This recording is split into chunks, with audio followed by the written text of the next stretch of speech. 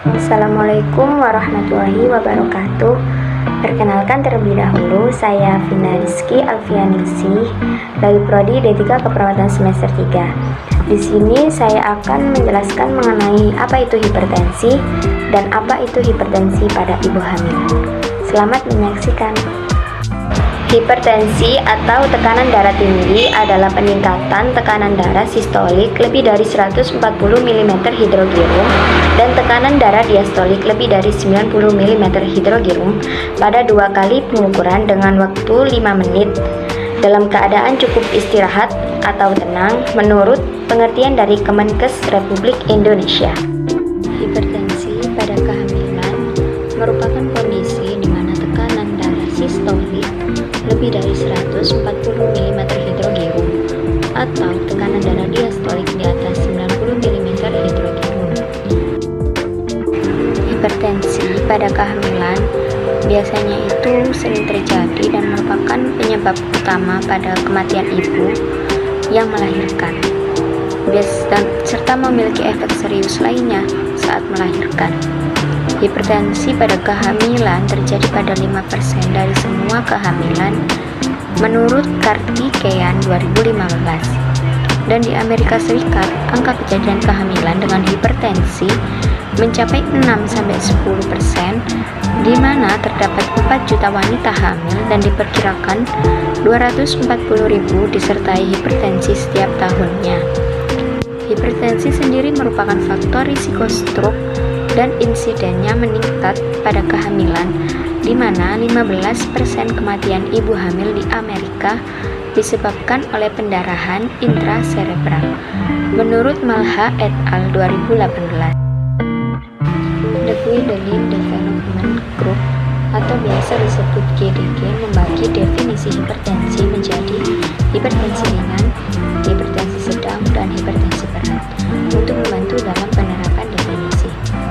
Pada hipertensi ringan, tekanan diastolik 90-99 mm hidrogirum dan pada tekanan sistolik 140-149 mm hidrogirum. Pada hipertensi sedang, tekanan diastolik 100-109 mm hidrogirum. Sedangkan hipertensi berat, tekanan diastolik lebih besar, sama dengan 110 mm hidrogirum, dan tekanan sistolik lebih besar, sama dengan 160 mm hidrogirum. Klasifikasi hipertensi pada kehamilan oleh Working Group of the NHBPEP 2000 dibagi menjadi 4 tipe, yaitu yang pertama, hipertensi gestasional merupakan peningkatan tekanan darah yang terjadi setelah usia kehamilan 20 minggu. Peningkatan tekanan darah ini umumnya tidak disertai dengan adanya protein dalam urin atau kerusakan organ tubuh. Yang kedua, preeklamsi dan eklamsia. Pada preeklamsi adalah salah satu komplikasi kehamilan yang terjadi karena tekanan darah terlalu tinggi semasa mengandung pada bayi. Sedangkan eklamsi adalah komplikasi lanjut dari preeklamsi berupa gejala kejang, sakit kepala, penurunan produksi air seni, dan beberapa kondisi medis. Yang ketiga ada hipertensi kronis. Hipertensi kronis pada kehamilan adalah hipertensi kurang lebih 140 atau 90 mm hidrogirum yang telah ada sebelum kehamilan.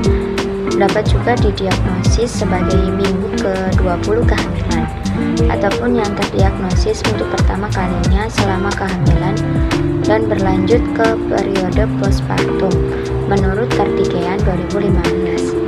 Yang keempat ada preeklamsia superimposed pada hipertensi kronis.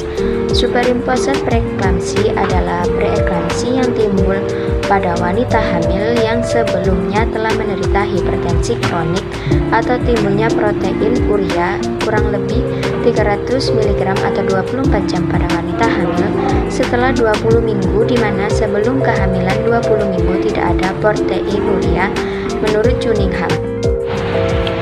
Di sini saya akan menjelaskan mengenai pengobatan dalam mengatasi hipertensi pada ibu hamil. itu perlu dilakukan pengobatan, di mana obat yang dianjurkan sebagai antihipertensi pada kehamilan dan laktasi itu diantaranya seperti metildopa, klonidin, CCB, beta blocker, labetalol, hidroklortiazid, dan ACI dan AKT. Selanjutnya saya akan menjelaskan mengenai bagaimana cara mencegah hipertensi pada ibu hamil, yaitu yang pertama, ketahui tingkat tekanan darah sebelum ibu hamil. Penting untuk mengetahui beberapa tingkat tekanan darah yang dimiliki sejak sebelum hamil. Yang kedua, kurangi asupan garam. Yang ketiga, olahraga rutin seperti lari-lari atau senam sehat. Yang keempat, perhatikan obat-obatan yang dikonsumsi. 5. Jalani pemeriksaan prenatal rutin. 6. Hindari rokok dan alkohol. Sekian penjelasan dari saya mengenai hipertensi pada ibu hamil. Apabila ada salah dalam pengucapan, saya pribadi mohon maaf yang sebesar-besarnya. Wassalamualaikum warahmatullahi wabarakatuh.